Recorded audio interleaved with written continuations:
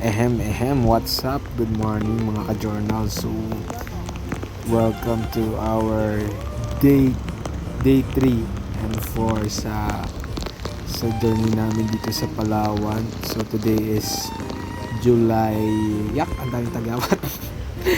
July July 10. So, ayan. So, nag-rent ulit kami ng motor, and for today's DIY tour ay pupunta kami ngayon sa sa Nakpan Beach, dahil ayun nga, masamang balita na naman. Pagkagising namin mga 8 a.m. ay sinabi sa amin ng agency na nabook namin is cancel na naman daw ang island hopping. Ayos, parang masaya pa. Ayan, nandito na tayo sa Nakpan Beach. Itong Nakpan Beach is inland tour siya. Hindi siya required ng bangka para mapuntahan.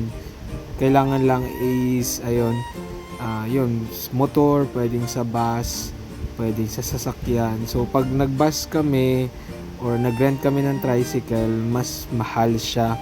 I think mga nasa 800 siya papunta pa lang. And then pag nagmotor naman, since 400 lang naman yung rent sa motor, mas mura, 24 hours pa siya. So ayun, buti marunong ako mag-drive, kaya yun, nakatipid kami. So ayan, lakad-lakad ako dito. Lakad-lakad, parang hindi inabutan ng bagyo. Mamaya uulan. Tapos ang nakakatawa pa pala, hindi pala mismo ito yung Nakpan. Sa likod pala to ng Nakpan. Since DIY siya, hindi namin talaga alam kung saan yung mismong Nakpan. Sinearch lang namin sa Google U? Sinearch lang namin siya sa Google. Tapos dito kami dinala. Akala namin ito na yung mismong Nakpan. Which is Nakpan naman talaga siya. Pero meron pang other side ng Nakpan na mas maganda.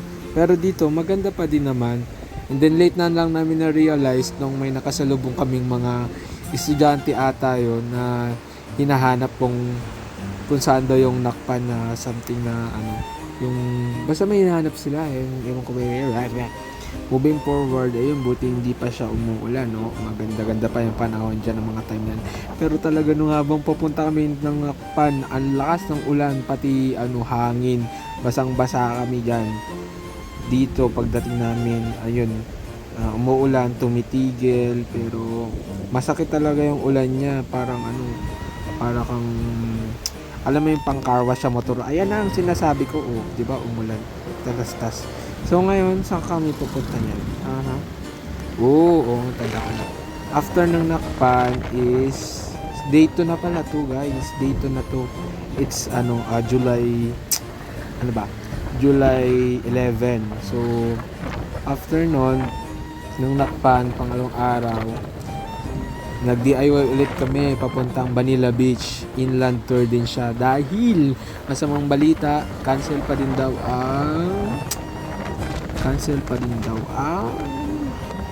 ang island hopping. Kaya ayun, we decided ulit na mag DIY tour, which is nagrent na naman kami ng motorcycle, kasi mas mahal nga kapag kami ng what the fuck, why I'm wearing shower cap without helmet. Ayun, mas mahal siya pag nag-tricycle, tapos hindi pa sulit yung oras, tapos hindi mo pa alam kung hanggang kailangan magtatagal since ulan-ulan nga. So ayan, motor. Ay nako, yan na nga sinasabi, biglang umulan. Ayan na. So nag-arrive na kami sa Manila Beach. At pag-arrive namin, umuulan talaga ng malakas. Na parang mga basang sisiw. Hindi alam kung hanggang kailan titila ang ulan. Diyan muna kami, malungkot dyan mga part na yan. Kasi nga, yung parang sayang yung namin, yung pag-book namin, pagpunta namin sa Palawan. Pero syempre, hindi tayo magpapatalo sa ulan. Ay, ang pogi naman yan. Shit. Hindi tayo magpapatalo sa ulan. Kailangan pa rin maligo ng Palawan, maramdaman kung sakto lang ba ang alat ng tubig ng Palawan. So papayas lang din naman, dagat din pa din. Pero mas maalat yung sa Palawan compare sa amin sa Batangas. Tapos ayan, hindi pa yan dyan siya umuulan na nakakapag-enjoy pa kami maligo. At nang biglang, ayan, umulan na nga ng napakalakas. Nagsiahon na kami, pati yung mga ibang naliligo kasi yung alon ang lakas na din. Pero syempre ako gusto kong ma-documentary yung lakas ng hangin, lakas ng bagyong Inday. Sobrang lakas na ng alon dyan. Ako na lang yung naliligo, tapos yung iba nandun na sila sa tabi. Doon na sila kasi sobrang sakit din talaga ng sobrang sakit ng ulan pag tumama sa balat mo. Buti na naka-rash guard ako. Sobrang lakas ng hangin pag natamaan ka ng ulan, sobrang sakit niyan. Hindi lang siya masyadong halata dyan, pero masakit, malakas siyang hangin. Ayun, para kami talagang basang sisiw na ayun. Basta napaka niyan, masalimuot yung expectation versus reality. Kasi nakita ko kasi sobrang talagang ganda ng Banila Beach pag hindi umuulan at saka summer. Pero dyan, hindi kami pinalad na makita ang kagandahan ng Banila Beach na may araw. Tapos maya ay yun, medyo tumigil yung ulan, humina. And then we decided na pumunta kami sa Las Cabañas. Las Cabañas ba yun? Yun dun sa may dulo, yun sa may malapit din sa may puntok na nag-iisang. Pumunta kami dyan kasi maganda nga din daw dyan. Ewan ko lang kung maganda nga ba. Kasi umuulan ba naman. Tingnan natin.